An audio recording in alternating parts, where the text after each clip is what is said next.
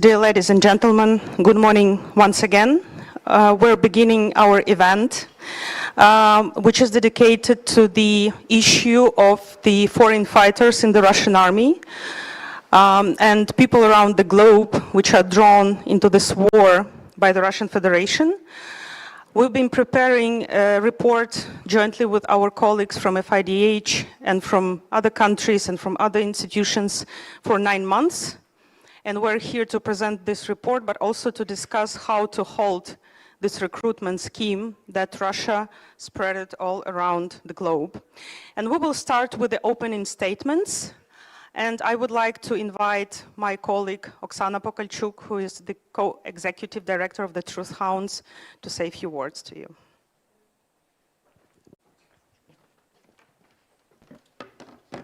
Thank you, Maria. Thank you very much for coming for this presentation. Today, I would like to open the presentation on an issue that might seem familiar, but in fact, far more complex than it appears. For Truth Hounds, the question of mercenarism is not new.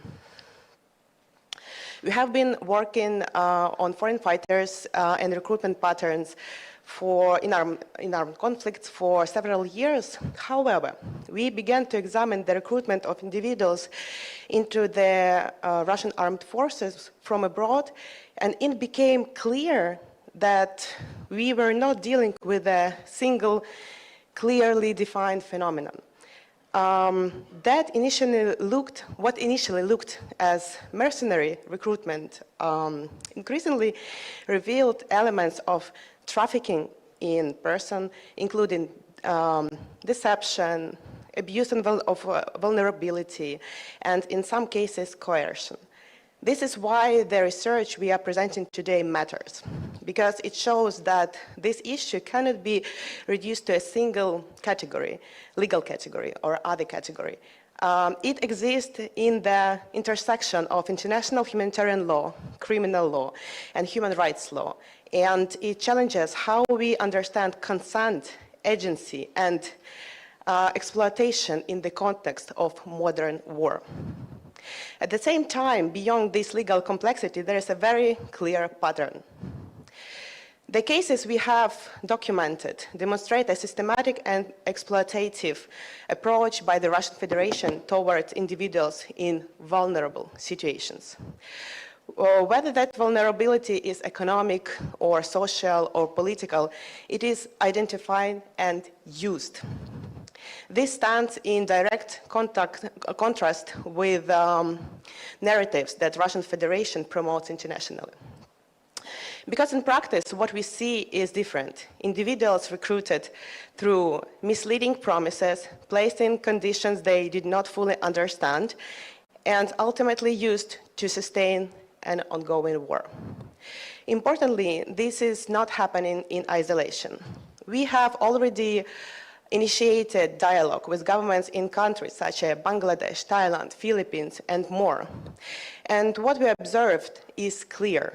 These states have no interest in their citizens become a part of a Russian war against Ukraine.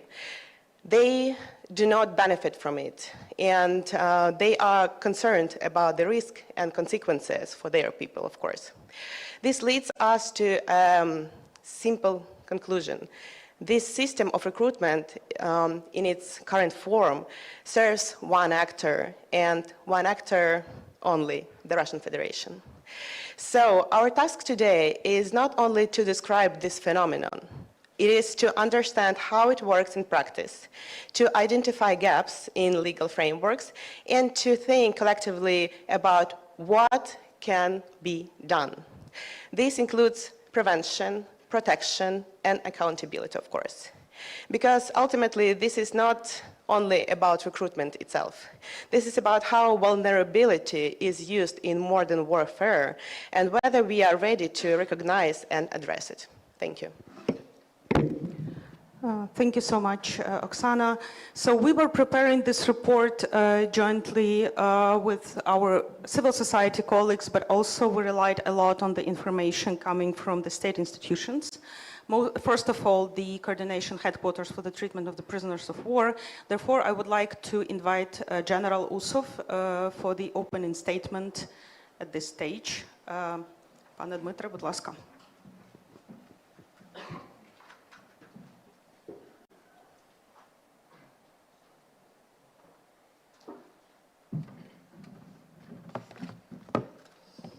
Вітаю всіх присутніх. Мені дуже приємно, що Good morning, ladies and gentlemen. I'm very much pleased to be the first speaker in this important event. This is an honor for our coordination headquarters and for the main intelligence department.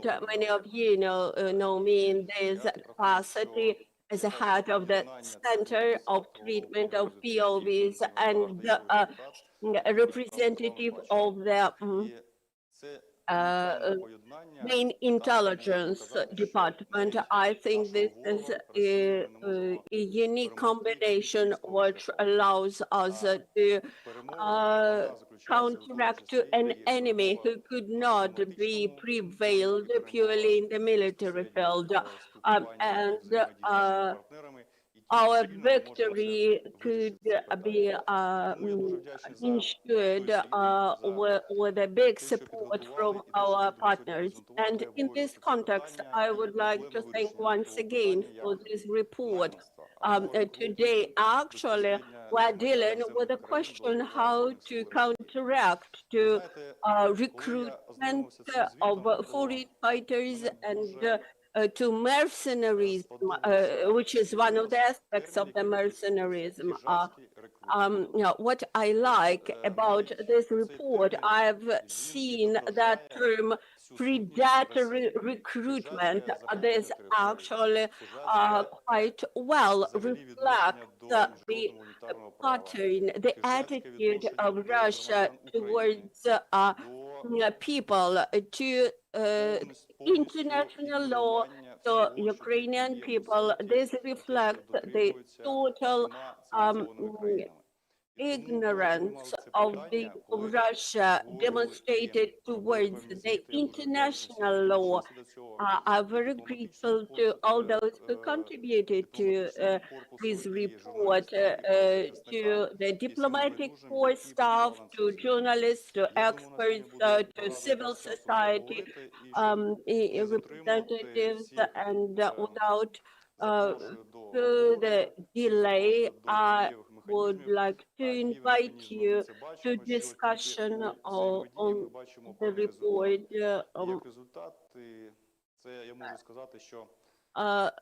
Because we want all to focus on the outcomes within the year 25 and 26. We managed to suspend the recruitment of foreign fighters from 26 countries, which is a good outcome in this work which we are discussing today, but still there is a lot to be done. Thank you for your attention. Of course, for us it's very important that our work would resonate with what Ukrainian MFA is doing and all the efforts, and we're privileged to have today two ambassadors that are the heads of the territorial departments of MFA of the regions that are affected by Russia's predatory recruitment. And I would like to invite Ms. Lyubov Abravitova for the welcoming word for the opening statement as well.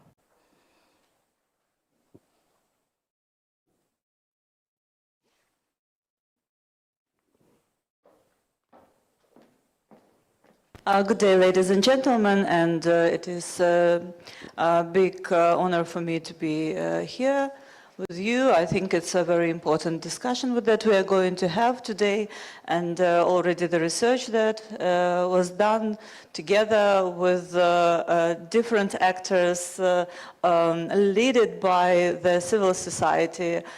It's another testimony of how Ukraine and all actors in Ukraine can mobilize the international community, how we can mobilize the civil society organization worldwide in order to tackle yet another attempt of Russia to weaponize poverty or weaponize the challenges in the developing countries. We've seen through more than 12 years of Russian aggression that Russia is using food as a weapon, and the first region that was affected to the extent where the population was suffering the most was the African continent, and that is why we immediately, with the Ministry of Foreign Affairs, with our embassies in Africa, on the African continent, became a big part of that mechanism that is trying to analyze and prevent further recruitment that already the research is showing has many faces, including the human trafficking. So I am sure it will be a fruitful and important discussion, and it will give way to scale it to other regions, to make it visible, but also to open it to the preventive discussions worldwide. Thank you. Thank you, Ambassador. Thank you so much. General Usov and Ambassador Bravitova are going to stay with us for the discussion, so we will hear them later in more details. And now to finish the introduction part, I would like to ask my colleagues to show the video presentation, video address of the President of FIDH, our partners, great partners that were prepared this report with. For the initial speech, Alexis Desvaev, the President of FIDH. Можна відео, будь ласка? Hello everybody, greetings to all of you, and already congratulations to the authors of the report. As President of the FIDH, I'm very happy to be virtually present with you today. The FIDH, International Federation for Human Rights, is a federation of 196 human rights organizations in the world, and amongst them, our new member in Ukraine, Truth Hounds, whom I had the pleasure to meet when I was in Kyiv in February this year. And I must say how I was impressed by the quality of their work done in very difficult war circumstances. When we speak about the work done by the FIDH about Ukraine in recent years, we can mention the several submissions based on Article 15 to the ICC, including on conflict-related sexual violence, and one targeting Russian propagandists for hate speech as a crime against humanity of persecution. We can also mention the advocacy work towards the ratification of the Rome Statutes of the ICC, and as you know, Ukraine joined in 2024. One of the directions of activities of the FIDH Eastern Europe and Central Asia desk has been an effort to stem the flow of foreign fighters fighting in the war in Ukraine on Russia's side. In 2019, we submitted a complaint to French prosecutors, drawing their attention to the participation of French individuals in the ranks of the so-called DNR, LNR. We believe that it's important to prosecute these nationals, these individuals, not only for the international crimes, but also for their participation in the conflict on the side of the aggressor. Since then, the issue of foreign fighters fighting on Russia's side since the full-scale invasion in 2022 has gained even more importance. The number of fighters is very significant. We speak about more than 27,000 fighters, not counting the North Korean troops. While they are used as expendable personnel that doesn't dramatically alter the balance on the battlefield, their presence furthers Russia's aggression and occupation of Ukraine and undermines regional and global security, reinforcing predatory recruitment and human trafficking networks. Some of the combatants or mercenaries who end up in Ukraine never wished to become soldiers, presenting new challenges as far as their legal qualifications and treatment, requiring new responses to address yet another one of Russia's hybrid warfare tactics. The report draws on FIDH extensive global network and the expertise of our trusted member, Truth Hounds, to provide the first comprehensive overview of this phenomenon and answers to some of the complex legal and policy questions the report raises. But perhaps most importantly, the report debunks some myths about Russia being a friend of the global South and that it's fighting some kind of anti-imperialist war. The report is clear on this point. Russia uses any means available to recruit vulnerable individuals to fight its neo-colonial war in Ukraine. Whether they come from Cuba, Cameroon, Kenya, or Kazakhstan.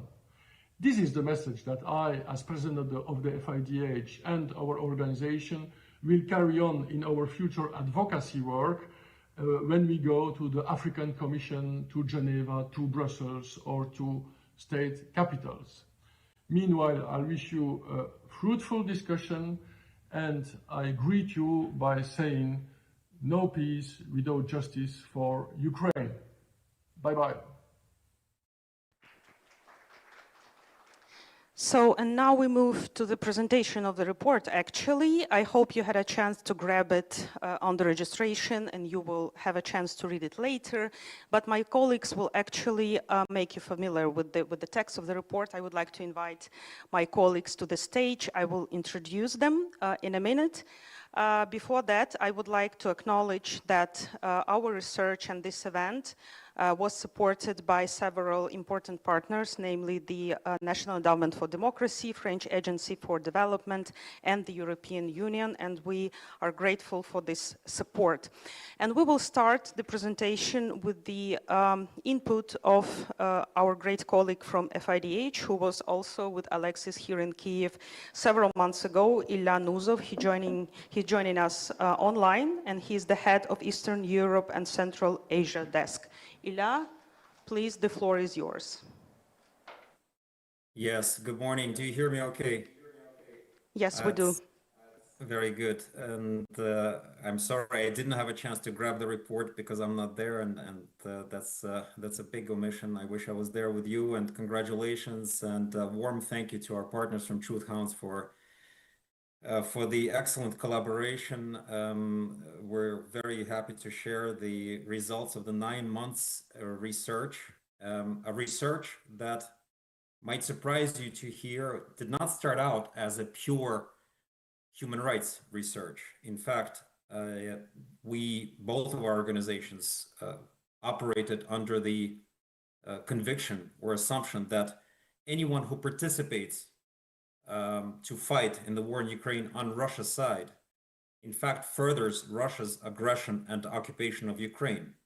So we thought it's absolutely crucial to stop, or at least diminish the flow of foreign fighters. This was the case even before 2022, but especially since 2022, because it grew into a mass phenomenon. And so there is something of a moral responsibility of each individual that fights on Russia's side. But then when it comes to legal responsibility, the things are much less clear. So one of our objectives was to give a legal qualification to those individuals who are fighting on Russia's side. Are they indeed mercenaries, as it's common to speak of them in those terms? Are they combatants, or are they something else? And what about the states that either implicitly or explicitly support this practice?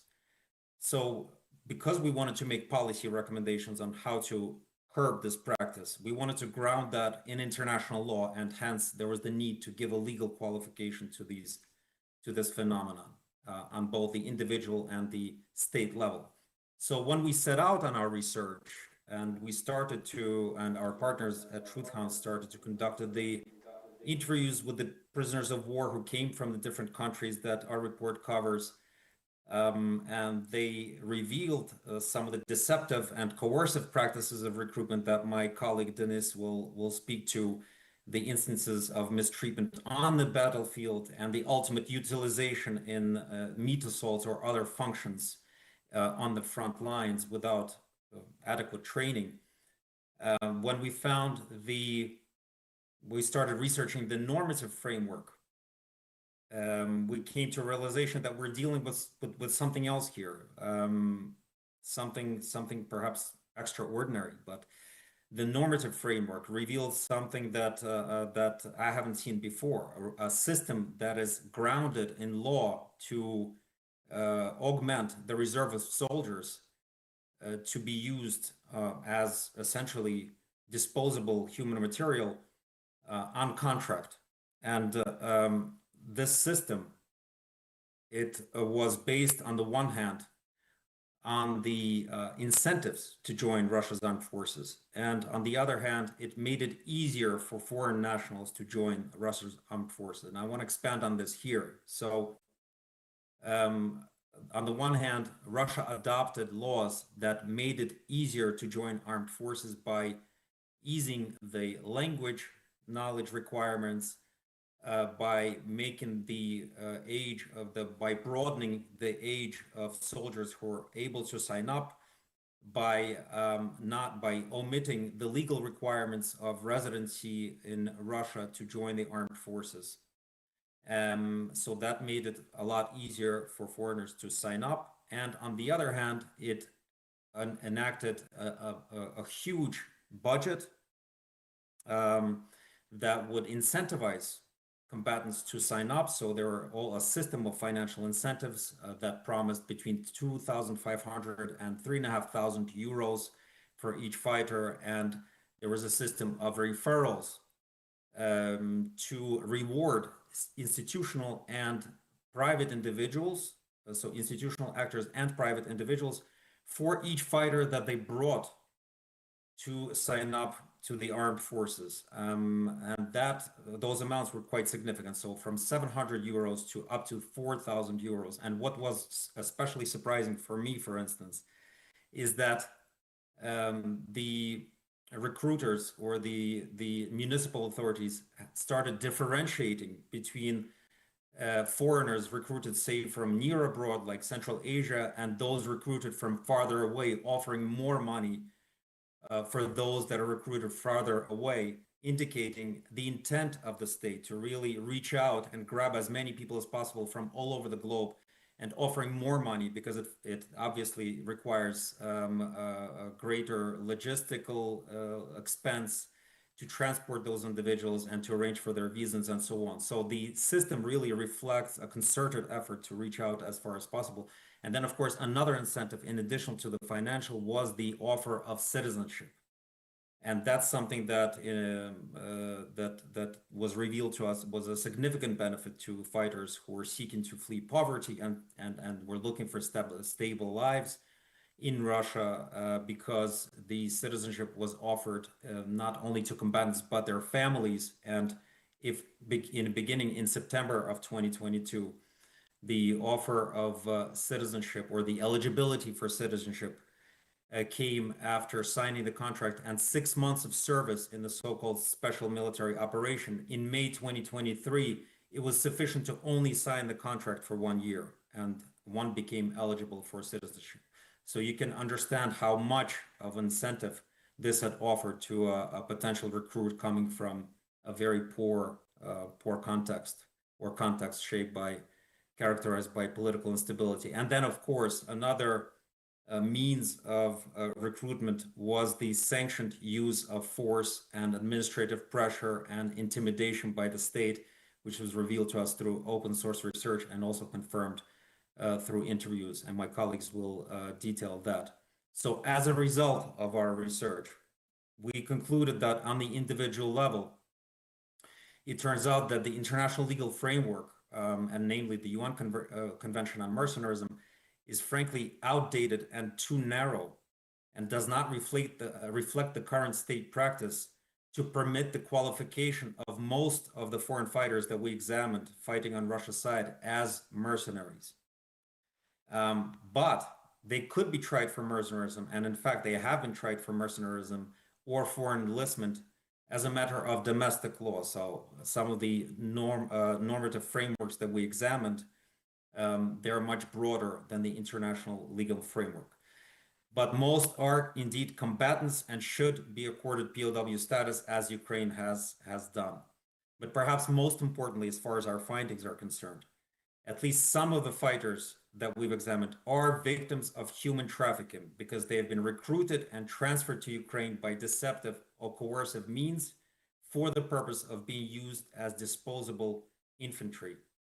And Russia bears responsibility for this practice because, and I will conclude very shortly, Russia has an obligation under international law, under the so-called Palermo Protocol to the UN Convention Against Transnational Organized Crime, to prevent, prosecute, and protect victims of human trafficking. So with respect to thousands of cases, Russia not only has implicitly condoned this practice and so failed to uphold its positive obligations under this Palermo Protocol, it has actually created an institutionalized system of organized predatory recruitment of vulnerable individuals that was sanctioned by Russia, and that state institutions were involved in this recruitment, particularly inside Russia. So targeting those migrants, students, those fleeing poverty that found themselves already in Russia, but also outside of Russia. And Russia has done that by any means necessary. So the report contains findings as to other states that for the most part, also fail to meet their obligations under the Palermo Protocol: Cuba, Kenya, Kazakhstan, and Nepal. And we also provide key recommendations to states, international organizations, on how our findings can be implemented to stem and decrease the flow of foreign fighters, including by the use of judicial and non-judicial mechanisms. And I will stop here. I'll be happy to answer any questions. Thank you very much. Thank you, Ilya. Now we will continue with my colleagues who are present here. Denis Sultan-Haliyev is a senior researcher at the Truth Hounds. He will tell us a little bit more about methodology. Truth Hounds is known for adhering a lot to methodology. Methodology freaks, if I may say so, in a good way. Please, Denis, the floor is yours. Your 8 minutes. Thank you, Maria, and thank you, Ilya, of course, for emphasizing the most important findings of our report. I would not focus on methodology that much because we know that for white audience is not the most important thing, and it's always can be found in report itself. But yeah, our interview base, it was our empirical core for whole research, and it was 16 semi-structured interviews. And first of all, of course, we want to thank the possibility itself to have those interviews and the coordination headquarters, which made this possible, because otherwise conducting of this report would be very difficult task for us without that interviews, because we actually succeeded to find a lot of very exclusive information about both ways of recruitment and about the context of those countries and particular communities from which people were recruited. Also what we tried to focus on this report, and maybe we will develop it further in the future, is the Russia's demand and Russia's approach to recruitment itself. We understand that Russia is practicing this kind of recruitment under several political and military conditions. First of all, of course, it is the Russian decision to bring the Russian tactics itself, because as we remember, after the Bakhmut operation, especially, Russia moved to mass assault tactics, and they need the constant flow of new soldiers year after year. And the second pressure is political. We all know that Kremlin will do almost anything to avoid another round of mobilization. So two of these factors, the huge need of huge numbers of soldiers and the political will to avoid the mobilization creates the context in which the recruitment is happening. And also we need to emphasize here several operational factors which create this kind of recruitment in that form as we find it. The first of all is a financial factor. In all the cases we studied, we see that Russia is ready to spend a lot from both federal and regional budgets. They're ready to spend a lot for monthly salaries, for sign-in bonuses, and for operational logistics as well, to get sometimes just a few soldiers from a very faraway country. Another thing is Russian very specific approach to the norms in Далі дуже специфічний підхід Росії до етики, до прав людини, їх намагання розширити дуже ці межі і, звісно, вони дуже використовують ізоляцію, сумніви, примус, і це не просто випадкові. We need to say that reputational factor definitely plays its role. In several of the countries documented, Russia still carries багато країн positive public image, whether from older alignments from a Soviet time or as main counterweight to the West. And that image, it lowers suspicions when the offers, the recruitment offers arrive. Combined, these elements itself make campaign, at least in numbers, quite effective. We need to understand. And also I will tell about few cases, just so we can understand the diversity of the phenomena we face. For example, we interviewed 4 soldiers from South Asia. 2 of them were from Nepal and 2 of them were from Sri Lanka. For example, one of the cases is a Nepali interview in his late 30s. And he was some truck driver from poor hill region. His family farming was the only steady income, and he had no army or police service experience before. And his some family issues and constant need of money made him to make a decision to go to Russia just to make some money on a civilian job. And of course, the main piece worth holding attention on here is the debt, because that person, he borrowed roughly 3 times the normal flight price just to get to Moscow. He paid intermediates, and he landed already owing money he had no other way to repay. So when the offer came already when he was in Russia, it was one of the few opportunities for him to get out of the situation to which Russian recruiters made him. Another case is, for example, Sri Lankan, very young person who already lived in Russia for several years, illegally working for a Burger King in Moscow, and then a third year after, his employee stopped renewing his working documents. So for him, the choice was to go back to Sri Lanka or to find some opportunity in Russia. And in this particular moment, when the person is facing such a difficult choice, the Russian recruitments came with good and safe opportunity, at least as they presented. One more case from different region, which was quite remarkable as well. It was a former soldier from Sierra Leone, which tried all the ways how to get to the United Kingdom. And for example, for him, Russia was a rather way to another country, because part of his family already lived in United Kingdom. He tried to apply for different visa to different countries like United Kingdom itself, Italy, Norway.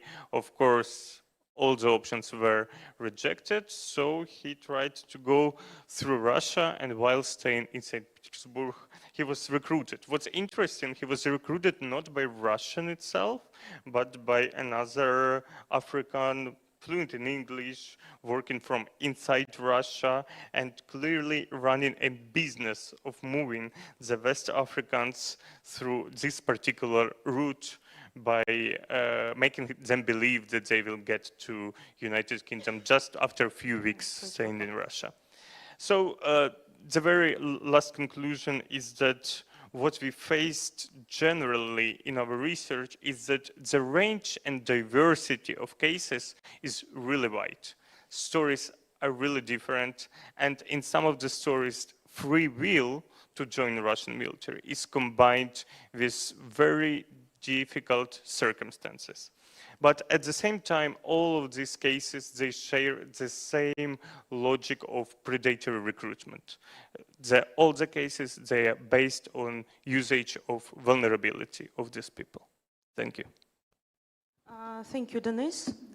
We will continue with Kenzar Armaoui, who is also the senior researcher of the Truth Hounds, and she was a member of the research team, and she will share with us, in particular, recommendations. I would ask you to focus on that. Yes, thanks everyone for being here today. So I'd like to, before jumping to the recommendation, just give a bit more of insights on the variety of cases that we got to study. So in particular on the SWANA, so Southwest Asia and North Africa region, so also recognized as Middle East.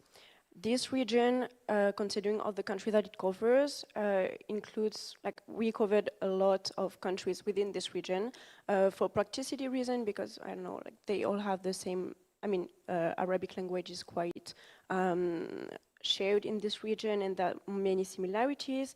Many countries also have been affected by war, political turmoil, economic hardship. So all of these aspects make the population there quite vulnerable to predatory recruitment. And so we got to interview two people from these, two prisoners of war from this region. One case that I think is quite important to highlight was of a young student from Morocco who went to study to Russia. He was in his early 20s, and that's something that's quite important for us to highlight, because academic immigration to Russia from this region is a common phenomenon, and I think that we think that efforts must be made to raise awareness on the vulnerability of students going to Russia. And so this particular case, he had some administrative issue because his registration differed from the place where he really lived.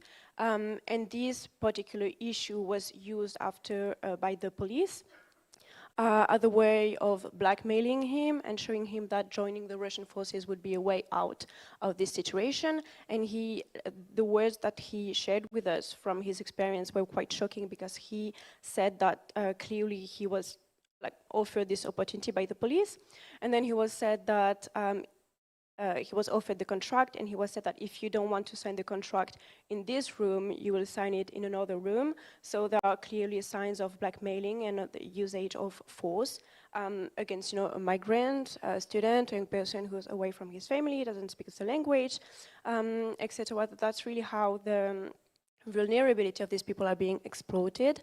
Another case that I'd like to quickly highlight is from a man from Yemen.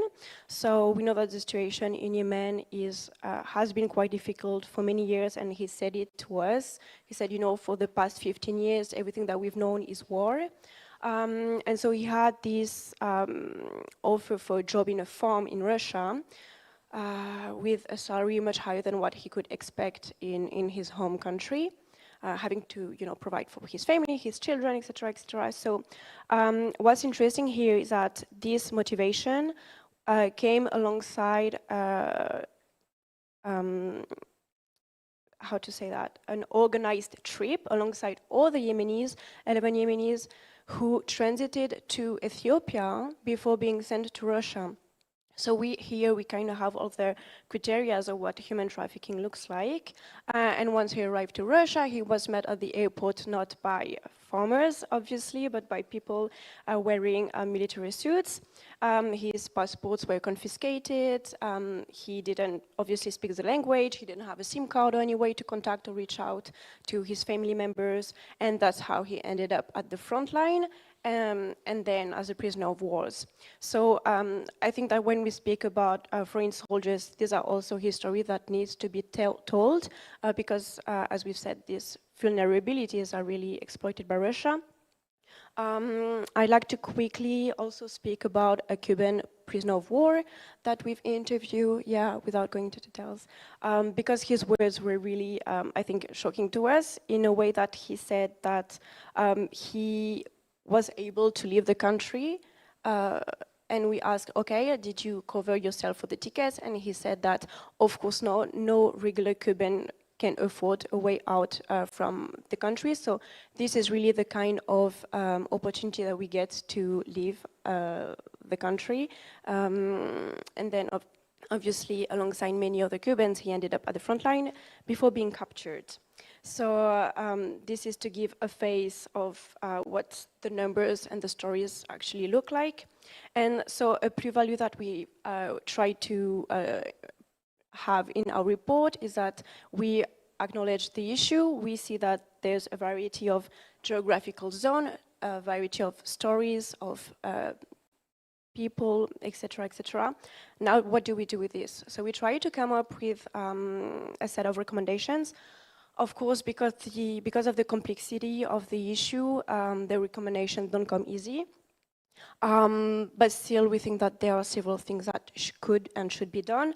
So first one, to the states of origin, one of the first things that should be done is to try to identify the victims of human trafficking, to conduct proper investigations, and to prosecute the responsible. And this goes along with dismantling recruitment networks, also fake organizations, like we've had touristic agencies, who actually recruits people and send them to Russia. So an extra effort should be made to address these companies and any other networks also online who participate to this recruitment effort.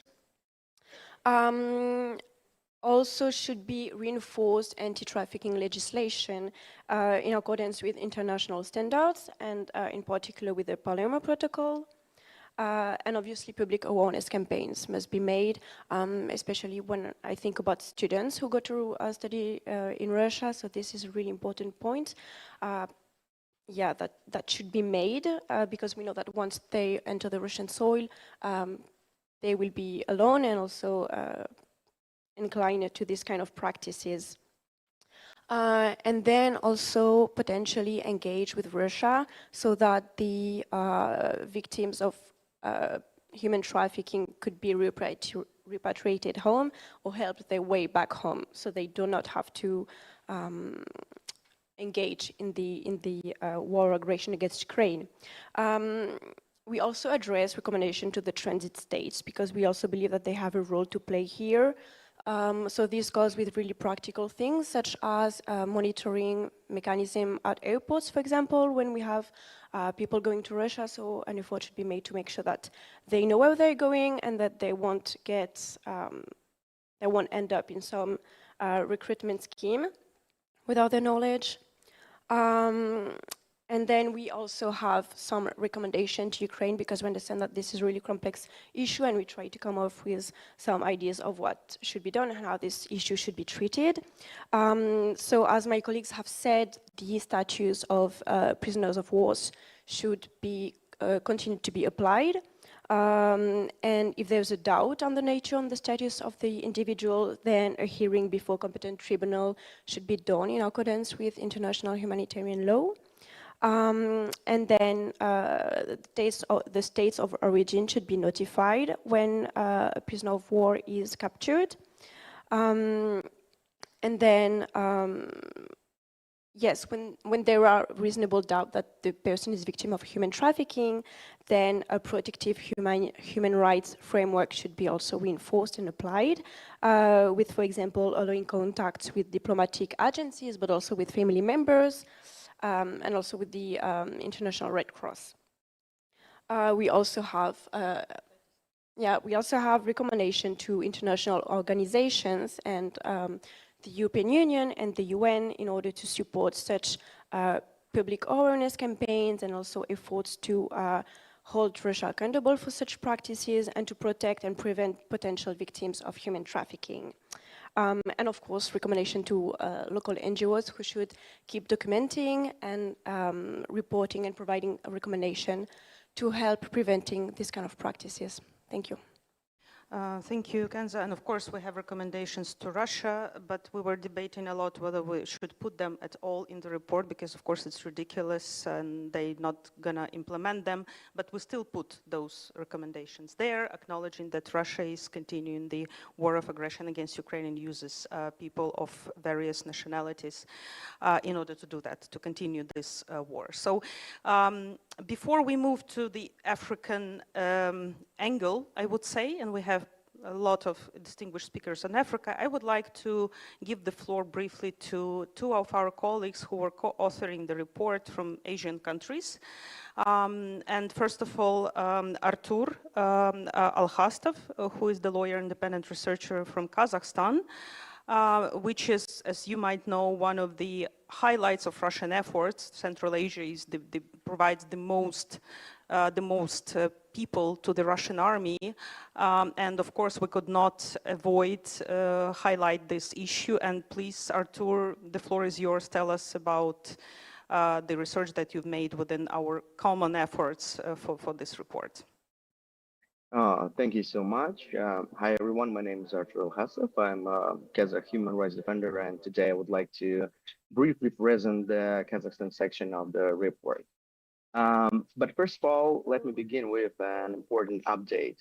At the time of drafting this report, we estimated that over 1,500 Kazakh citizens have been recruited to fight on Russia's side in Ukraine. Today, that number has unfortunately exceeded more than 2,000 individuals. This is not just a statistic. It reflects a continuing and expanding system of recruitment that raises serious concerns. About a legal framework in Kazakhstan. Kazakhstan operates with a complex legal framework. It's not a party to the International Convention against Recruitment, Use, Financing, and Training of Mercenaries. Although its domestic legislation largely reflects many of conventions or provisions like interstate cooperation. At the regional level, Kazakhstan is a part of Commonwealth of Independent States, where legal instruments addressing mercenarism are most non-binding and fragmented. At the same time, Kazakhstan is bound by the Palermo Protocol, which imposes clear obligations to prevent trafficking and investigate recruitment practices too. I would like to say also about individual responsibility and how judicial practice works and what we've seen. To understand how the law works in practice, we analyzed about 20 judicial decisions issued by Kazakh courts between 2023 and 2025. The pattern that we saw is clear. 19 cases were considered as a participation in foreign armed conflicts, and only one case was considered as a mercenarism. This clearly demonstrates that in practice, Kazakhstan treats foreign fighters not as mercenaries, but as a participants of foreign armed conflict. In our view, this reflects a structural issue in law enforcement practice. Prosecuting mercenarism requires a significantly higher evidentiary threshold, including proof of material motivation and other specific legal elements. By contrast, prosecuting a participation in foreign armed conflicts is much easier to apply, as it focuses primarily on the fact of participation in a foreign conflict, but not on the harm that individual has made. As a result, authorities appear to rely on participation in foreign armed conflict as more practical prosecution tool, where legal qualification may be influenced not only by the nature of the conduct, but also by the relative ease of securing a conviction. The next thing I would like to underline is motivation of fighters. Our analysis also sheds light on motivation. In approximately 1/3 of the cases, we identified clear ideological motives. This is a key distinction. Unlike the other Central Asia countries where financial interest or promises of citizenship tend to dominate as a reason, Kazakhstan shows a notable share of individuals motivated by political or ideology benefits. This suggests that recruitment is driven not only by economic vulnerabilities, but also by narrative and influence of Russian propaganda inside Kazakhstan. About sentencing practice, it's one of actually the leading practices in the Central Asia region, but it also has a really big loopholes in the legal practice. So most individuals received from 4.5 to 5 years of imprisonment. Courts frequently impose sentence below the statutory minimum, citing guilty pleas. While custodial sentences are constantly appealed, they remain at the lowest possible level. And I believe it raises a fundamental question. Is this punishment, I mean, 4 to 5 years imprisonment, is really sufficient to deter to stop future participation? I have an answer for this. Given the continued growth in numbers, so as I said before, now we have a number of more than 2,000 people, the answer appears it is not actually really sufficient way to have a legal practice like this. The next point, I try to be briefly as I could. Another major issue concerns recruiters. While participation is clearly criminalized, recruitment for foreign armed conflicts outside the strict definition of mercenarism is not regularly addressed. This creates a significant legal loophole. Recruiters may only be prosecuted under trafficking provisions, which require proof of deception or coercion. Artur, sorry, the connection is really bad. Sorry, we cannot hear you well, so can you just wrap up? I'm sorry, but we have to stop you and ask you to wrap up because the connection is not very good, sorry. Oh, I'm so sorry. No, please wrap up for 1 minute, please, just so we can grab the essence. So as a result, fighters are prosecuted, but recruiters often remain beyond effective accountability. Then what I will try to say really quickly, Kazakhstan still have an obligation to prevent recruitment, investigate cases, prosecute offenders, and engage in international cooperation. That is a part of the cooperation between that. You cannot go further without international cooperation, I believe. What we saw from the state responses.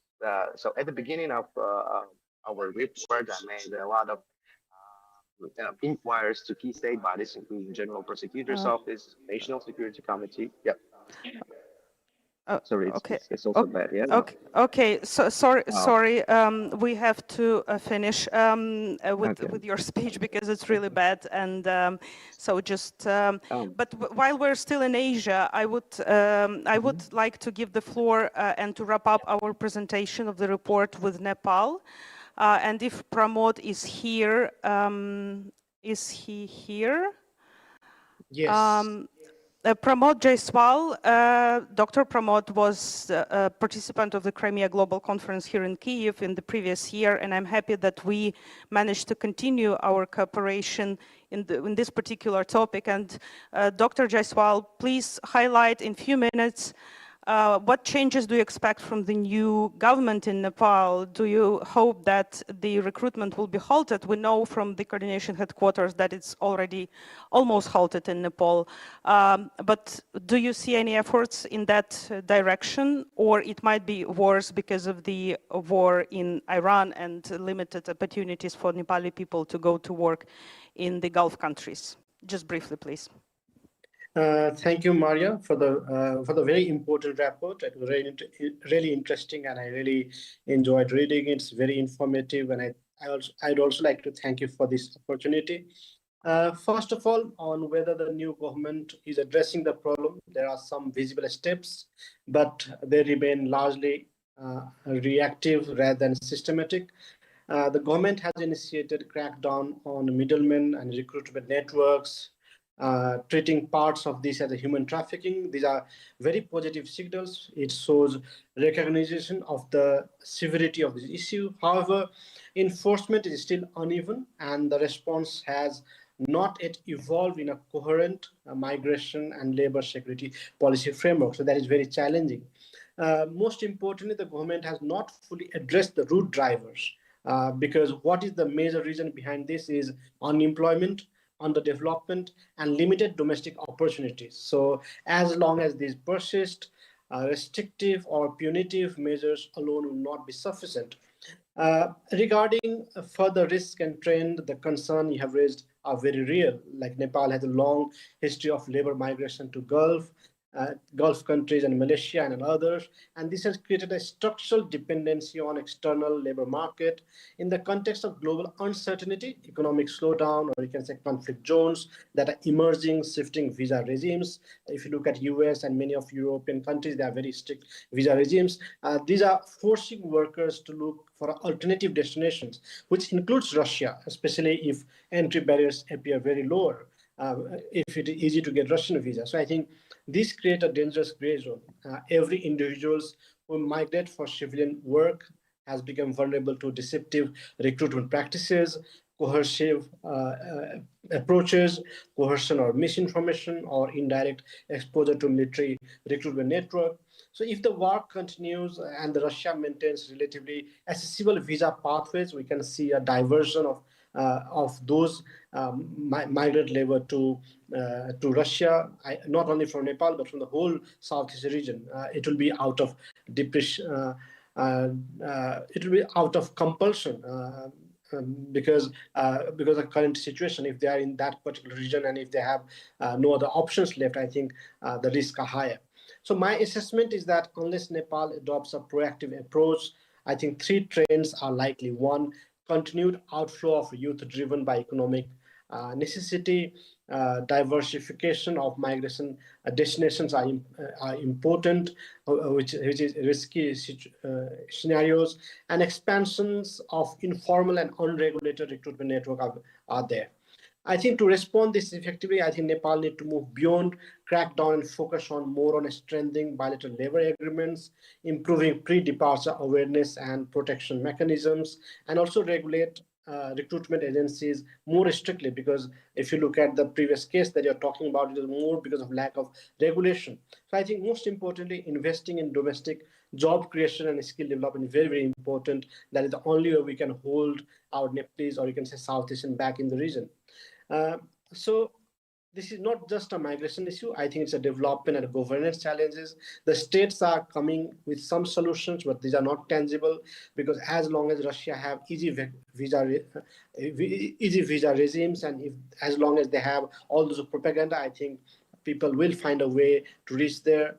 And unless these economic drivers are addressed, I think the cycle will continue and vulnerabilities will persist. Thank you, Maria. Thank you, Dr. Jaiswal. And I would like to thank colleagues for their efforts, both those who are here, but also those who stay online. I would ask you to give them a round of applause for the research that they've done. Thank you. And now we move to the panel discussion, actually. And I would like our technical team will help us with rearranging here the space. And in the meantime, I will say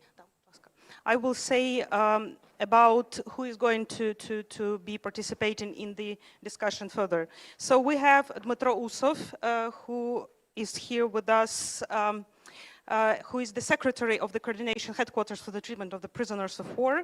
Pane Usov, будь ласка, присідайте сюди. We have Ambassador Lyubov Abravitova, who is the director of Africa and Regional African Organizations Directorate General at the Ministry of Foreign Affairs of Ukraine. Ambassador, please. We have several online speakers, and I will introduce them as well a bit later. We have Roman Romanov, who is the director of the Rule of Law program at the International Renaissance Foundation. And last but not least, we have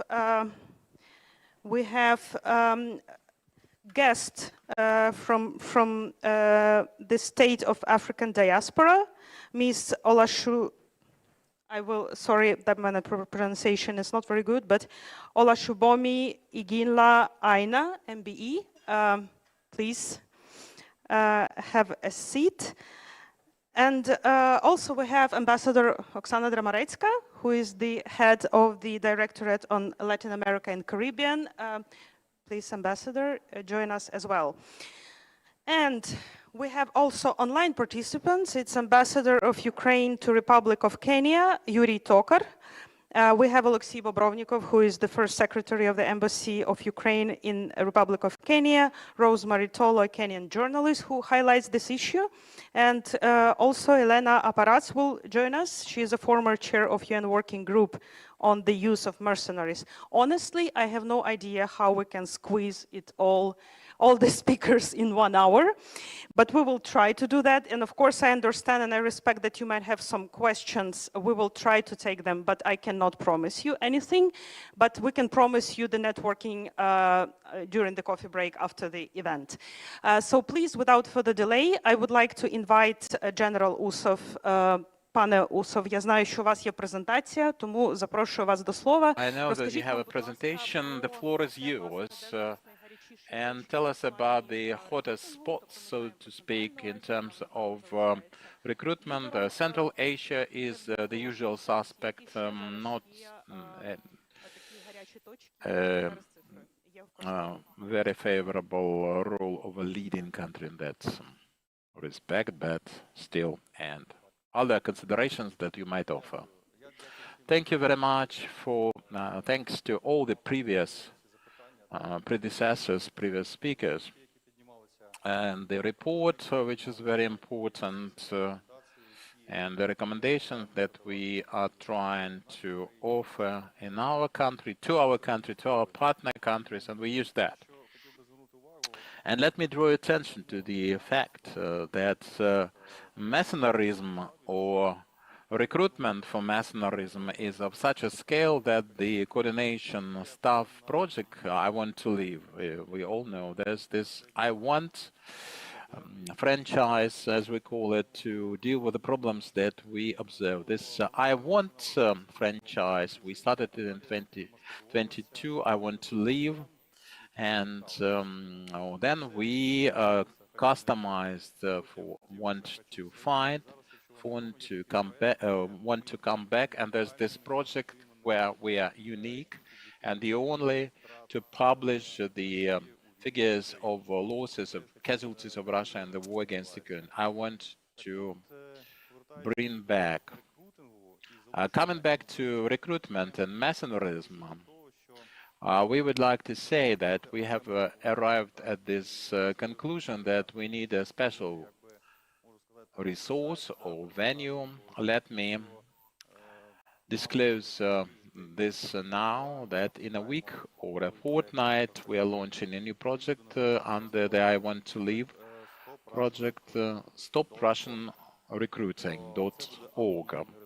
This is going to be an English speaking platform dedicated solely to recruitment on the part of Russia for fighting against Ukraine as the aggressor. This is not just recruitment for the armed forces. This is not the only problem. It's not just about the contracts, the predatory recruiting policy, but Russia also wouldn't let people go once they are trapped in their scheme, a predatory scheme. And all the foreigners have to either conclude the contract or become part of the military industries, defense war industries as the members of workforce. I can just summarize certain considerations and support that with the figures that we all know of, well, to some extent at least. When the report was being compiled, we identified almost 2,000 foreigners, and now you can see the figure that is different, considerably different. 28,000 we had, and now 28,391 persons. And this is the figure that is known through certain personal data. It is supported with the names, details, full names, personal data, and nationality indicated. And you can see here that we have 136 countries which are represented in the armed forces of the aggressor country. And this is apart from the North Korean force, which is up to 14,100 to be exact. And every month we identify and increase this figure. It's 25 to 30% higher if we manage to verify all the information currently available. They wouldn't let people go. This is 3,080. Those are foreign nationals with the contracts expired, but still held on the force, and they will be further used by Russia. And the explanation is the same reasons that we highlighted earlier. And conclusion of contracts, this is made public, this figure. In dynamics, we can see for 2026 the plans with the contracts with almost 19,000 foreign nationals planned by the Russian Ministry of Defense. Donors providing, donors aiding and abetting. And we draw attention of our partners to this, and all the people who care should take this into consideration. The diplomatic corps, the ambassadors. I would like to thank some ambassadors and consuls in Ukraine for our fruitful cooperation via Ministry of Foreign Affairs. Some ambassadors, and I can tell some call them friends, and some of them are collaborators at the coordination staff or headquarters, coordination headquarters, looking into the destiny of their nationals and providing consultations as to what should be done in their respective countries. Tarek Kazim, for example, charge d'affaires Iraq, and I would like to thank him for the consultations that we had intergovernmentally at the coordination headquarters. We created a special commission to act against mercenaries and such recruiting practices. Thanks to all who contribute, who join the process, and we have donor countries, those countries of the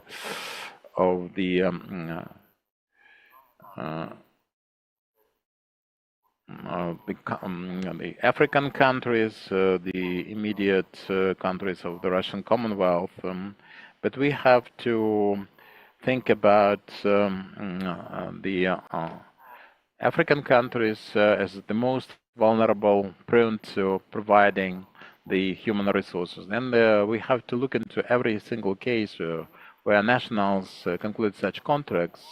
And I drew your attention to the positive dynamics. The recruitment is down in some countries, is on the rise in some other countries, where we have the in some countries we decreased recruiting, and there we have 26, 25. In fact, in 2025 we had 10 countries, 10 jurisdictions where we decreased recruitment. In 2026 we have 29 countries. So as of now we arrived at 39 countries where we managed to overcome. This is a problem, but still we overcame recruitment in these countries, on the part of those countries. About this downsizing, we can see the dynamics from 2023 to 2025.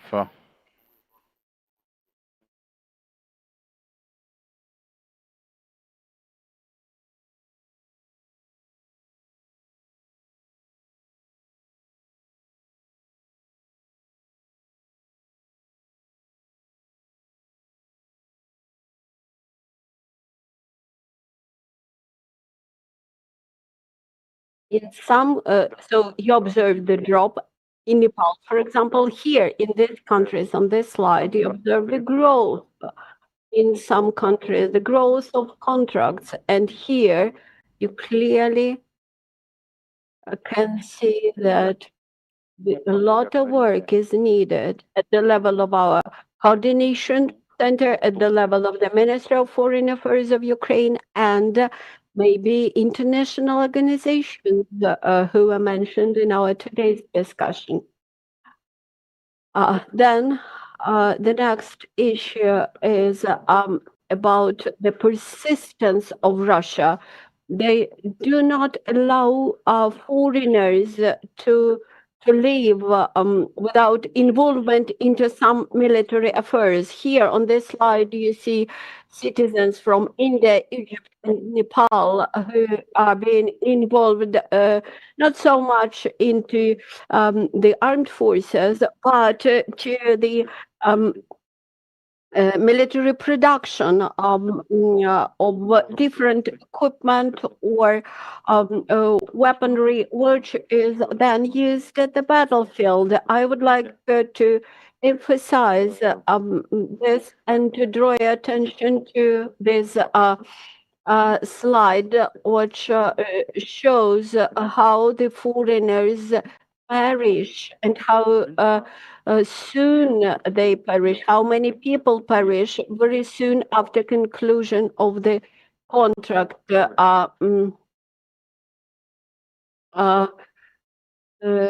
Today we mentioned the predatory recruitment applied by Russia to the foreign citizens, and they use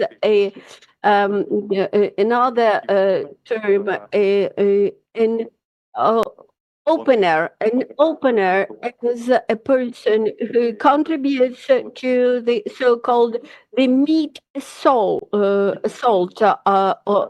the meat assault is hidden to Ukrainian positions, these are soldiers, foreign citizens who are sent to Ukrainian positions to open the way for the Russian soldiers.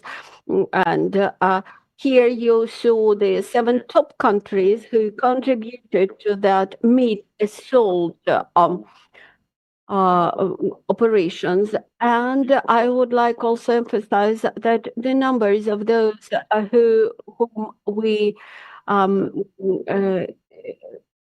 take as prisoners of war at the battlefield.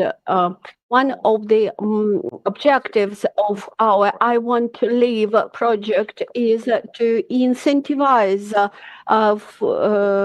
soldiers to surrender. And when we take the foreign citizens fighting on the Russian side, they do not wish to have the status of the prisoners of war. They request for the contact of their embassies or consular offices in Ukraine to get an advice how to get rid of the situation, how to find out from the way out from the situation where they were deceived by Russia when they were involved into fighting. And sometimes we are able to provide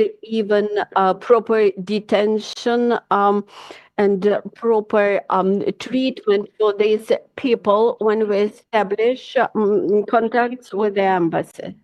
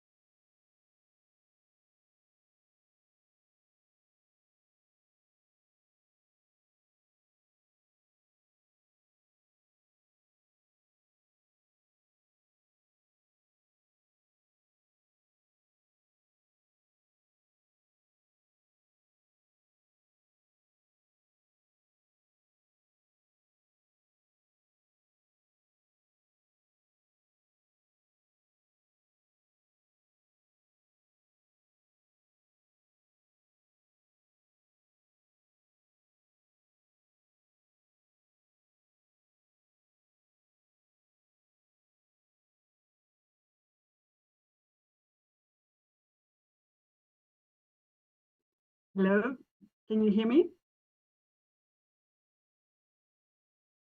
Yes. So thank you. Have a good afternoon to everybody. Thank you and greetings from Geneva. I'll just touch on three things, if that's all right, coming to your question, Maria. So my general comments on the report and predatory recruitment. Let me begin by congratulating you on this important and I think very timely research. Documentation of this kind is essential for several reasons. First, it allows us to better understand patterns and practices that are often opaque. Second, it helps identify gaps in both domestic and international legal frameworks. Third, it highlights the need for strengthened international cooperation and mutual legal assistance, and that was just mentioned as well by the previous speaker. And importantly, it contributes to the ability of victims and their families to seek truth and potentially justice. So for all these reasons, your report is both highly valuable and necessary. Now, turning to the predatory recruitment itself, this phenomena does not emerge in a vacuum. Like other transnational phenomena, such as violence, extreme violence, or piracy, it is deeply rooted in structural inequalities. These include poverty, lack of economic opportunities, limited access to education and healthcare, and of course, broader patterns of marginalization.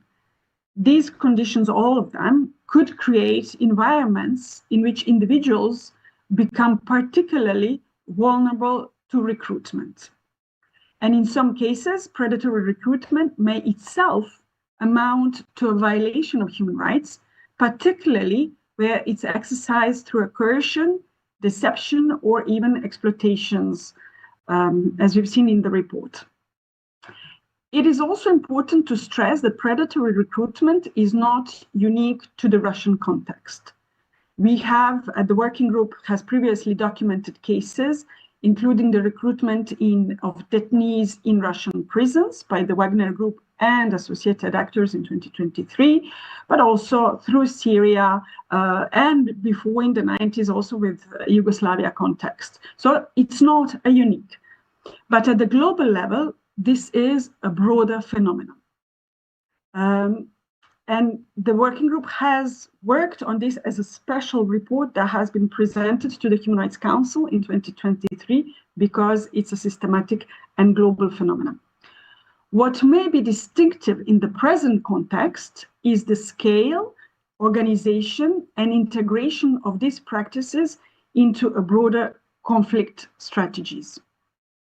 Why is this important? Well, it does have an impact on peace and security, first in Ukraine, but also at the global level. The implication of these recruitment practices for international peace and security are significant. First, deployment of mercenaries and mercenary-related actors tends to prolong conflicts and undermine peace process. These actors often operate outside traditional accountability frameworks and may act as the destabilizing forces, as we've seen it in many places. Second, the commodification of military force, making the business side of it, the fact that violence becomes a service that can be bought and deployed, creates economic incentives that can fuel and sustain conflict dynamics. And we've seen the economic interest is important, especially if the persons have been recruited from the poor economic background. So we see the link. Third, these actors are frequently associated with serious violations of international human rights law and international humanitarian law, including extrajudicial killings, enforced disappearances, sexual and gender-based violence, arbitrary detention, and potentially war crimes and crimes against humanity. If we look more specifically at Russian recruitment tactics, their impact goes beyond the individual conflicts. They contribute to the expansion of conflict dynamics across regions by reinforcing a military presence and influence in multiple theaters.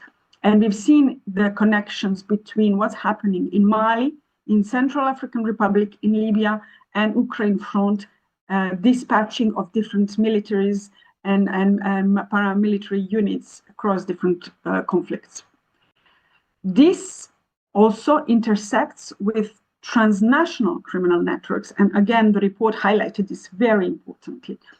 As your report highlights, recruitment pathways may be linked to trafficking networks and other illicit economies, including arms trafficking, human trafficking, and creates a broader ecosystem in which conflict, organized crime, and exploitation reinforces each other. And finally, in today's increasingly hybrid conflicts, the involvement of mercenary and mercenary-related actors, whether alongside state or non-state armed groups, intensifies violence and complicates conflict resolution. I will touch the last point on legal framework and possible reforms, particularly as this week, as you know, there is an intergovernmental working group in Geneva discussing private military and security instrument.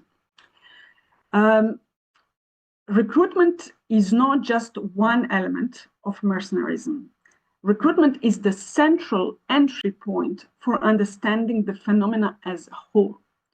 It allows us to examine the drivers of participation, the actors that are involved in facilitating the recruitment, and the vulnerability of individuals who are targeted. It focuses, very importantly, on human rights-based approach to prevention. Now, you know that there is an international convention against the recruitment, use, financing, and training of mercenaries, which already requires states to criminalize those activities, including recruitment, and to impose appropriate penalties. But as you also know, this convention has very low ratification. I think we are about to 33 states at this point. So The challenge is not just normative, it's also the implementation.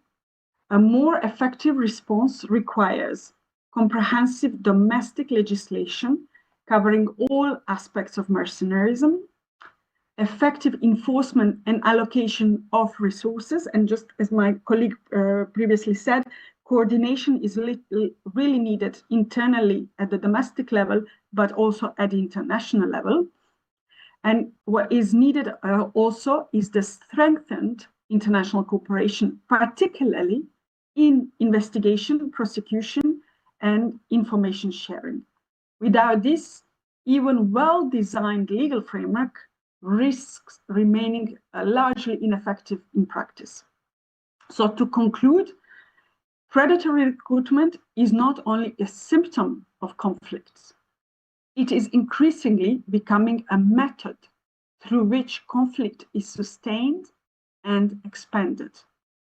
More broadly, what we are witnessing is not only the recruitment of individuals into conflict, but the recruitment of vulnerability itself in the machinery of war. Addressing this requires not only legal tools, but also coordinated political, social, and international responses. Thank you.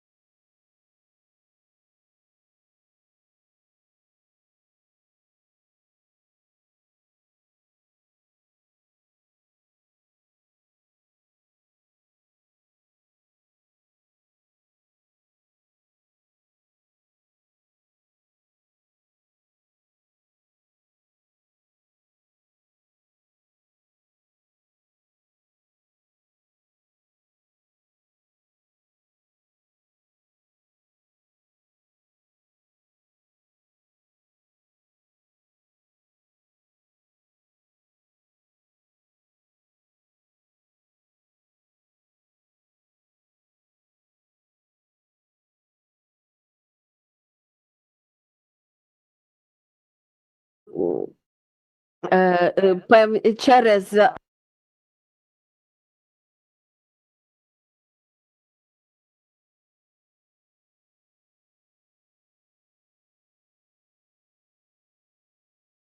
not their war. Since February 2022, as we've seen, according to the data provided by the coordination headquarters, already at least 28,000 foreign nationals from over 130 countries were recruited. And it is broader than we can imagine in terms of the African continent. It is obviously affecting different continents. There is a joint work that already brings us to the cutoff numbers of those recruitees, but also of the countries that are providing HR for this war. And the big part of this work belongs to the coordination headquarters and to the products with which they are evolving recently. Is they really work and help, and this is how we are trying to put the information out and how we are trying to raise awareness in Africa about the real targets of Russian recruitment. We remember the first cases. As the ambassador of Ukraine to South Africa, I remember first Zambian who came back in coffin, and that was already the first alert. And these provoked African governments themselves to start talking to Russian government and to see the readiness, or rather not readiness, of Russia to go into the fair dialogue with their African counterparts. And here, us with our partners, we are in the discussions of how to hold this scheme of Russian recruitment. Ukraine is committed to our obligations under international law, and we are conducting, as you know, individual assessments of those captured fighters to identify if they fell victims of trafficking, and whether it was the crime that was committed, in order to understand how to treat them. Accordingly, we distribute the information about these prisoners of war further to the governments, and we facilitate, as the Ministry of Foreign Affairs, the access of the consular officers to their nationals. I must admit that after the number of engagements with governments of Africa, we see a completely different approach towards the nationals, and unfortunately not at all the times the governments are ready to take care of their own citizens, and this also shows to the recruiters themselves that their governments are not going to protect the rights of their own citizens. So we launched a number of awareness campaigns through our embassies, together with our partners in Africa. I'm sure that our ambassador in Kenya, in the country that is facing the huge numbers of people who signed contracts with Russia, we are to hear from them what mechanisms they're using to minimize the number of people who are signing those contracts. But we have to look at the broader platforms. We have to speak about it on the platform of United Nations, in Africa on the platform of African Union, or the regional organizations within Africa, in order to not only explain the nature of this aggression, but also to explain the mechanisms that Russia is using to put African citizens on the front lines as a live shield. I guess that Ukraine definitely needs to prove and to show to every African country that our future cooperation with Africa to be defined by mutual development and not by managing humanitarian crises that manufactured by Russian Federation. Let me stop here. Thank you so much, Ambassador. Actually, you have already provided us with breaking news, because I don't think that any one of us knew about the fact that Ukraine is already making the examination of the cases of the prisoners of war in terms of the trafficking elements. And if we can know about that more further in the discussion, it would be great, of course, if we can know something else from coordination headquarters or MFA. And I would like also to say that lots of people, I don't know how many exactly, but we have 64 people watching us online, and among them we have families of Kenyans who were recruited by Russia. As those people write to us, they were misled and recruited falsely by the Russian military, and later they were captured by the Ukrainian army and they're held in captivity, and people are asking what are the ways of returning them back home.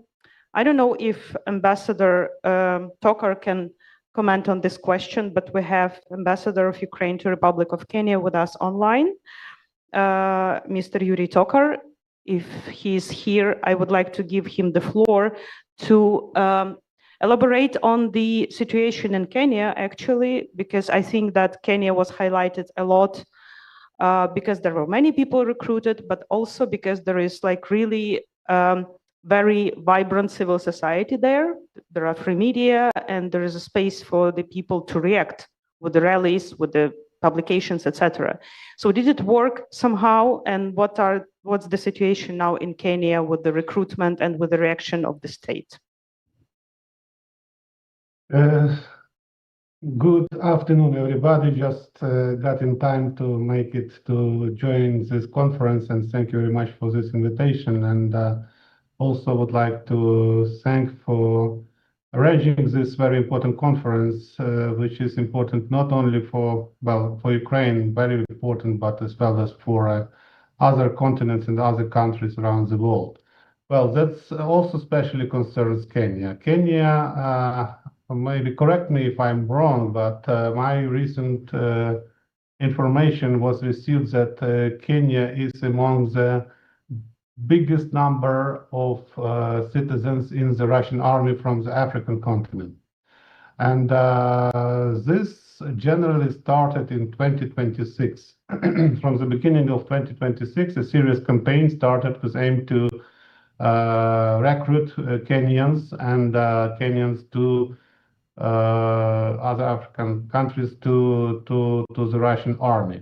And of course, this was done in different ways, but the main informational campaign started in September last year, 2025, when one of the Kenyan citizens, Evans Kibet, was taken prisoner of war by Ukrainian army.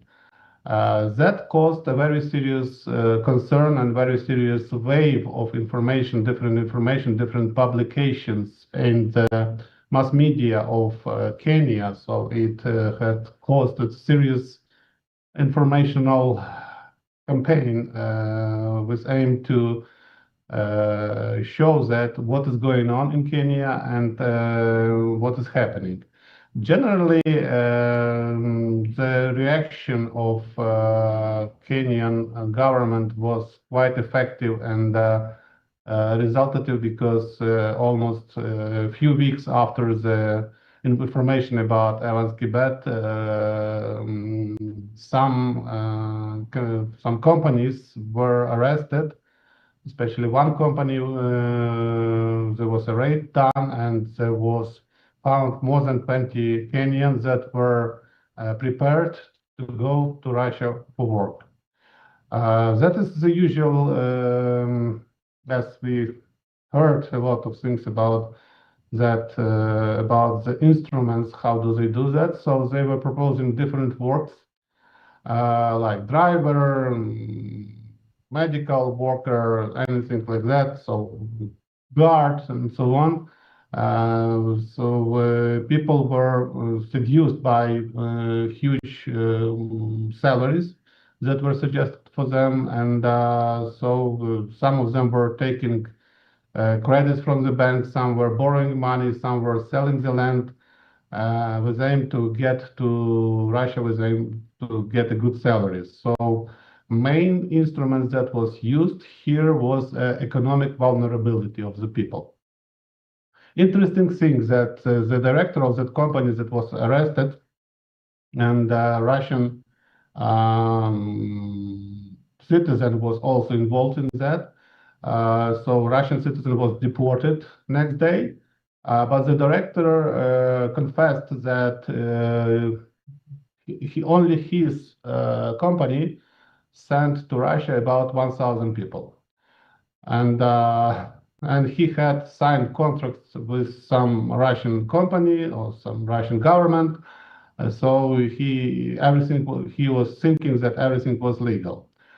Of course, further publications, the wave of publications showed that almost everybody who joined Russian army from Kenya was, how to say, recruited by lies. Because they were promised different jobs, but upon arrival, they were told you have no other option but to join Russian army. And therefore, as it was previously told, they were used as a cannon fodder and so on. So it was really exploitation of the people, let's be honest. And so the wave of publications and also the rallies of organization of those relatives of those people who were sent to war and they had no information anymore. They started to scream loud about this tendency, and there were several parliamentary hearings about this issue. And but the Ministry of Foreign Affairs and Diaspora Affairs of Kenya did some reaction. So generally, they arranged like hotline in the embassy of Kenya in Russian Federation, so everybody could report there.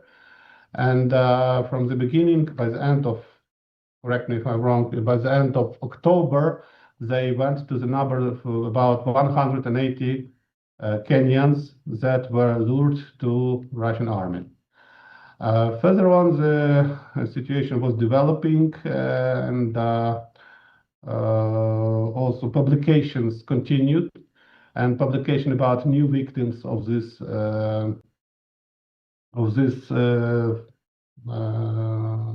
system scheme, let's say, of Russian Federation was continuing, and the government of Kenya arranged some actions. For example, they have closed all the recruitment agencies in the country with aim to have relicensing.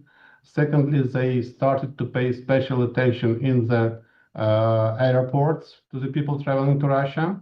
So it was harder and harder to get to Russia to get this job.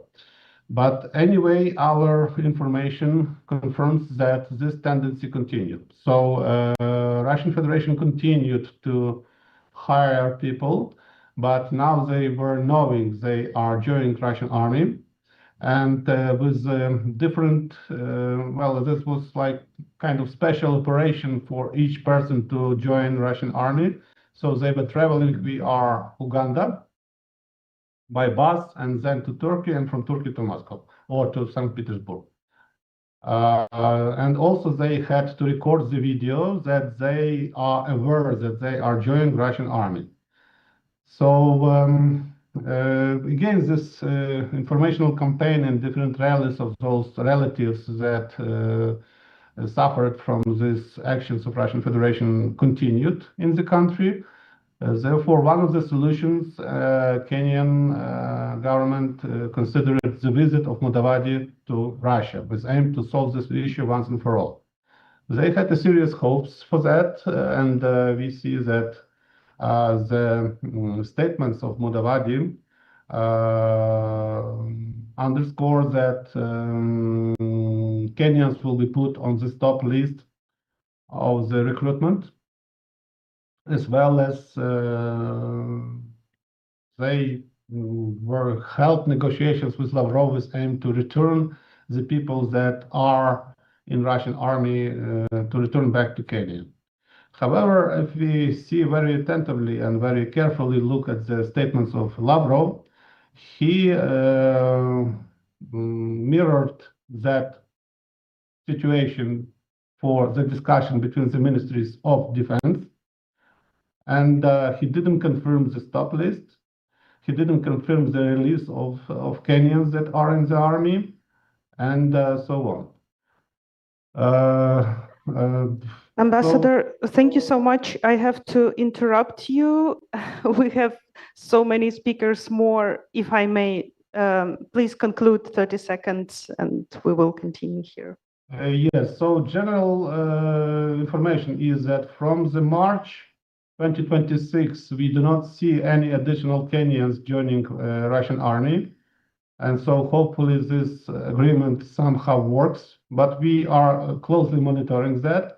And will be, as soon as some information will be available, we'll be working on that. Also, Kenyan government is also very interested in getting 3 prisoners of war that are in Ukrainian facilities, and we are negotiating this issue.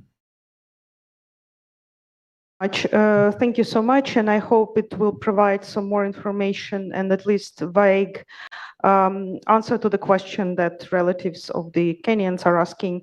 I would like to say that General Usov left to participate in the meeting with the president. Within this meeting, the issue of prisoners of war, foreigners, will be also highlighted, so he asked me to emphasize this.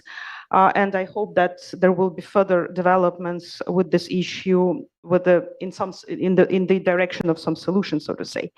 And Ambassador referred to the African diaspora, and we have the unique opportunity to talk to the person who represents the state of African diaspora. It's Olashubomi Iginla Aina MBE. She is Executive Director of Light Up Foundation and Minister of Youth and Development. Please tell us, so you're here, you arrived here for several days, and as far as I understand, your visit might be also related to understanding maybe more situation with the Africans held in captivity, but nevertheless, so you obviously have the overview of the situation within African continent, and I'm wondering whether this is a matter of a concern for African diaspora in European countries. I mean, the Russia's predatory recruitment, and how do people react actually? Yeah, thank you very much, Excellencies here present, members of the Ukraine Armed Forces, distinguished ladies and gentlemen, all other protocols duly and accurately observed. First, I wish to thank God for the privilege of being in your midst today. I also wish to appreciate the organizers of this very important, timely event for convening this wonderful meeting. On behalf of the African continent, I extend sincere greetings to the people of Ukraine and our deepest condolences to the families who have lost loved ones in this tragic conflict. We remain hopeful that the leaders of Ukraine and Russia will embrace the call for peace and bring this war to an end. The cost of this conflict is far too great for our shared world, and its consequences continues to affect us all. As a voice for African youth, I speak with deep concern about the challenges facing our continent.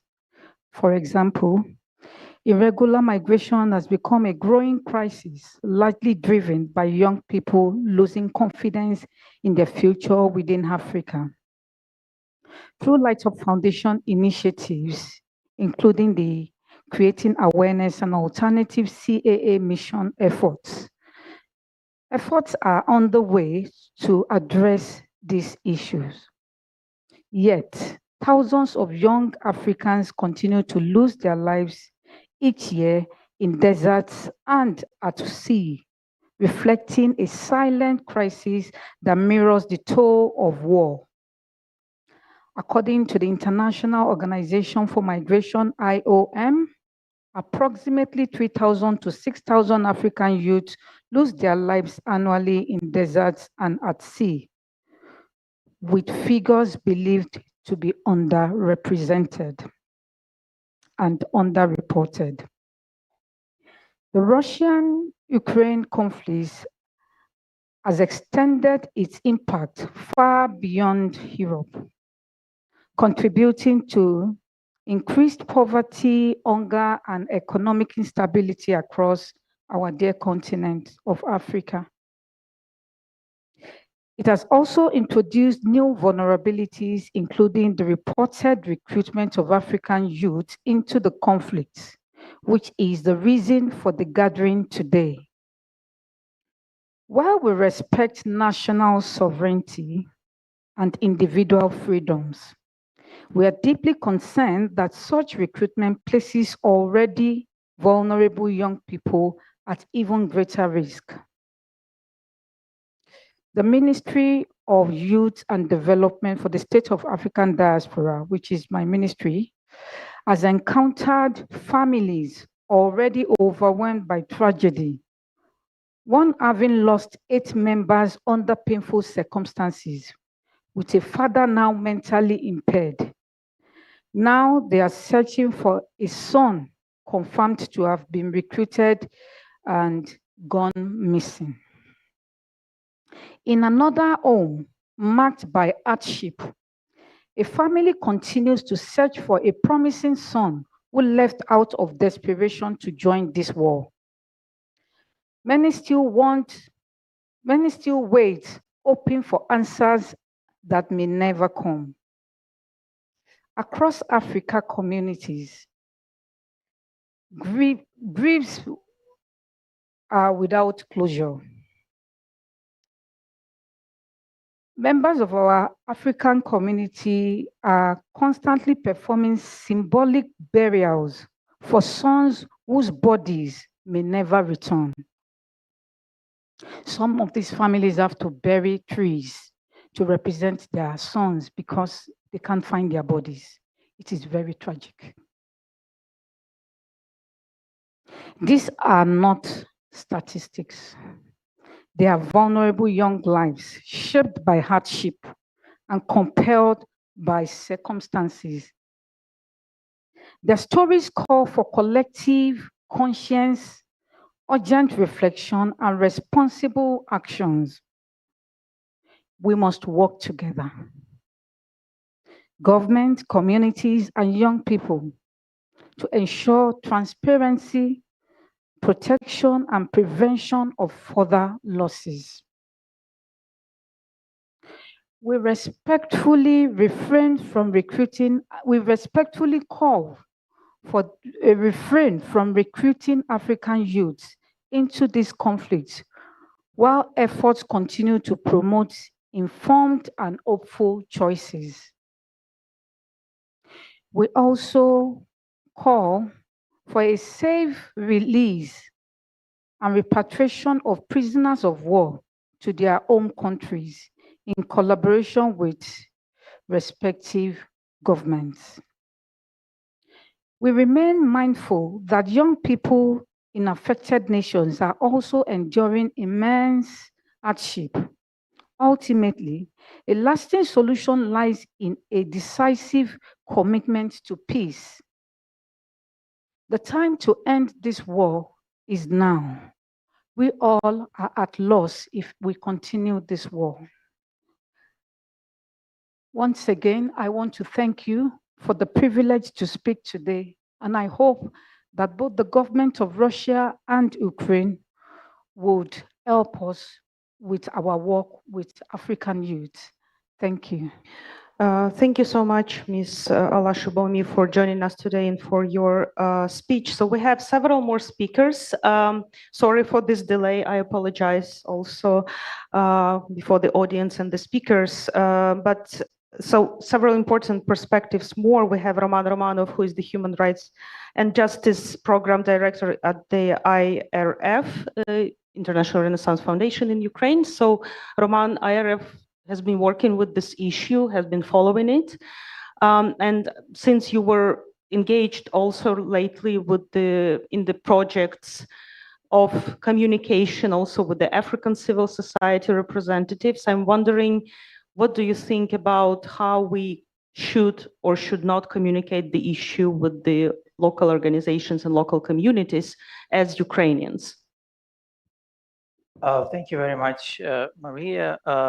Your Excellencies, ladies and gentlemen, really great honor to be among the speakers here, and it's great that Truth Hounds and the FIDH managed to conclude with this important report and bring together such an important audience to discuss this issue. So I represent the International Renaissance Foundation, and we are one of the biggest private philanthropy in Ukraine, and we've been established in 1990, working closely with different civil society actors and being a part of a global network, which is Open Society Foundations. We're closely working with civil society partners in African continent on the way how we can just communicate this large presence of recruited Africans at this international armed conflict or the military aggression of Russian Federation against Ukraine. And I believe that for many communities, for many countries, this is quite new, what is happening to the people recruited in Africa. So it's really important not only for us to collect the data, but to be able to communicate with the African partners and just to have the shared ownership for the problem itself.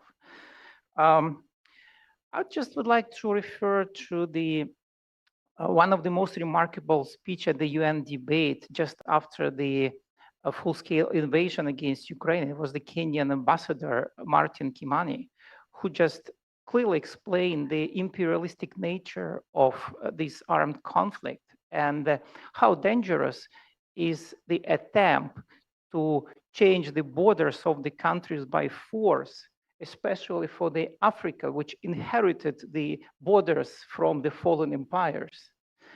And now we have thousands of Africans who joined this armed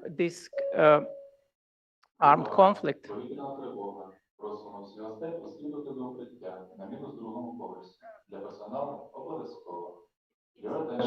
It's an option. It's an option. Dear guests, if you would like, you can stay, or if you have your protocols, please proceed downstairs. If there will be something really, really bad, we will all go downstairs, but please, Roman, continue. Okay, thank you. And what we can observe now, that Russia is trying to explain this conflict, trying to ally with the countries of Global South, but at the same time, brutally cheating the people, then recruiting to this war of choice, war of aggression. So it's already been stated several times that the vulnerability of the people is one of the key issues why these people are ready to join the armed conflict far away from their homeland. Also, what we see is a clear indication of double standards from the side of Russian Federation. Then the Prime Minister of India, Modi, visited Mr. Putin and asked to bring back all the Indians. And President Putin agreed to that. And then recently we had the same mission totally failed by the Kenyan foreign minister, asking about absolutely the same. Because like Russia is here about figures now. They need the assault infantry, and Africans, this is like much easier and much cheaper from the side of Russian budget to get these people joining the assault infantry. Isn't this the signal of double standards towards the partners, countries whom they call as a partners in Global South? We also heard this rhetoric from Foreign Minister Lavrov that these people could not return back because they came to support Russia. But it's really interesting to analyze the documents, the contracts signed by those Africans. And I had a chance to look at some of them through the relatives of the people who signed those contracts. In many of them, we have seen, like, first of all, those contracts are only in Russian. So many people do not even understand all the content. And I don't know whether Russia has no budget just to produce the translation of the contracts into English or other foreign languages. Why is that? And there is a questionnaire which is available in English. And one Kenyan guy that was filling this questionnaire, and he put some words about the reason why he decided to join Russian armed forces. And then it was crossed out and on the top to support Russia. So like, it's clear that people were instructed what exactly they need to put in this contract to allow Mr. Lavrov to put these words publicly and say, oh, these people came just to support Russia. In reality, we know that this vulnerability of the people, pressure, and other reasons were just totally ignored and used against the interest of those African people. It's really important to communicate to African societies, to media, to civil society actors, the way what is happening actually, and why all this rhetorics at the highest Russian political level is just total fake. And I believe that it's really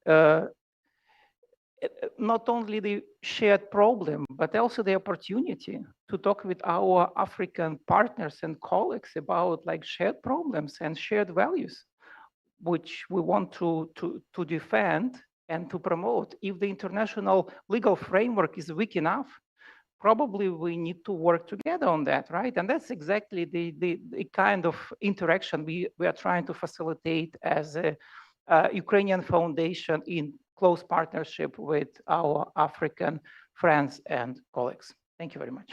Thank you so much, Roman. So, dear guests, we have final speaker. Now we will have final speaker. We just made a little bit more brief our program.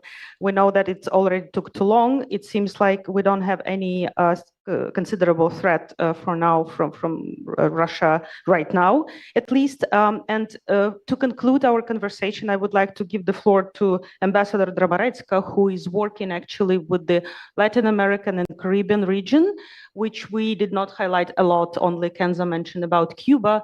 And we have seen in the presentation of General Usov that Cuba is like reduced a lot, the number of fighters. But at the same time, just the other day, I have seen the case from Peru. And as far as I understand, there are now Peruvians are being recruited by Russia. At least Russia makes an effort. So what would you, what's your take on this? So how the situation looks like, and whether Russia still succeeds to recruit a lot from Latin America and Caribbean? Well, thank you, Maria. Thank you, colleagues, for inviting me for this presentation.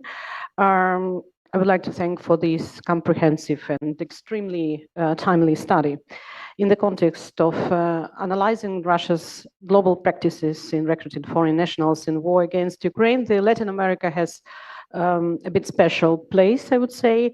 Unlike the other parts of the world, we do not observe a single large-scale centralized recruitment network here. However, your report confirms our observations. Russian Federation systematically employs mechanisms of deception, exploitation of economic vulnerability, and information asymmetry. The example of Cuba is the most illustrative. A significant number of Cuban citizens have been recruited into Russian armed forces under the guise of civilian employment in construction, logistics, or service sector. In practice, this results in signing a contract without proper understanding of the content of this contract and subsequent deployment to the combat zone. This assessment are corroborated by US State Department recent report just published earlier this month. While there are certain differences in the estimations of the scale, where the American side operates with more conservative figures regarding individuals directly involved in the hostilities, they name like 5,000 Cubans. Ukrainian estimates take into account a broader context, including those involved in stages of training or logistics. These differences in approaches only underscore the complexity of full verification of these processes in closed authoritarian environments. In the other countries in the region, such as Brazil, mentioned here Peru, Argentina, or Colombia, the scale of this phenomena is smaller comparing to the Cuban side case, yet the mechanism remain identical. The use of social media, intermediates, and attractive but deceptive promises. We have observed deliberate attempts by Russian Federation to blur the line between voluntary enlistment and forced exploitation in order to legitimize these practices. It is crucial to recognize that the most cases in Latin America, we are not dealing with the ideologically motivated participation, but with decisions driven by economic hardship. In this very vulnerability that the aggressor cynically converts into its mobilization resource. In this regard, the time has come, I think, for an expert and legal qualification of such cases as a modern form of human trafficking for the purpose of military exploitation. This would allow for the engagement of a broader toolkit of international anti-trafficking conventions to persecute those organizing of these schemes. Furthermore, it is advisable to support several lines of response, strengthening efforts to identify and hold recruitment networks accountable, preventive mechanisms, launching information campaigns in Latin America and other regions of the world to protect vulnerable populations, and essential is international cooperation, the active role of UN, EU, OSCE in monitoring and developing common legal approaches. At the same time, we clearly distinguish between the voluntary participation of foreign nationals in the ranks of the armed forces of Ukraine, which occurs in full compliance with international law, and Russian practices based on systematic deception. We emphasize that the term military exploitation, because it refers not to the fact of participation in it for itself, but especially to the criminal method by which an individual was recruited. This phenomenon requires a comprehensive response at both the national and international level. Our priority must be the protection of human rights, the countering the exploitation, and ensuring the accountability. Thank you. Thank you, Ambassador. So we're finished with the main speakers, and I would like to thank you for your contribution. And I feel like in order to discuss every aspect, it would require like not even one day. So thank you at least for highlighting all those important issues within your speeches. And I feel like it wouldn't be fair to not provide the most resilient participants the opportunity to ask the questions or to comment. So if you have something important to say, please raise your hand. We will take maybe we can take two questions or comments. If there are any. Okay, if not, I guess it was really comprehensive. And I would like to thank again to all of the speakers. And of course, you can speak to them more by coffee. And I would like to thank to my colleagues who made this research. I would like to thank to our partners from FIDH and from Kazakhstan, Nepal, and other countries who supported us. And I would like to acknowledge the efforts of the team who organized this event. Colleagues, thank you so much. And I guess that this is just the beginning of the conversation, unfortunately, because according to coordination headquarters this year, Russia wants to recruit more than 18,000 people, foreigners, meaning foreigners. So we need to keep on looking for the solutions jointly with the state institutions, with international organizations. Thank you so much for being with us in this. And yeah, thanks again for your effort.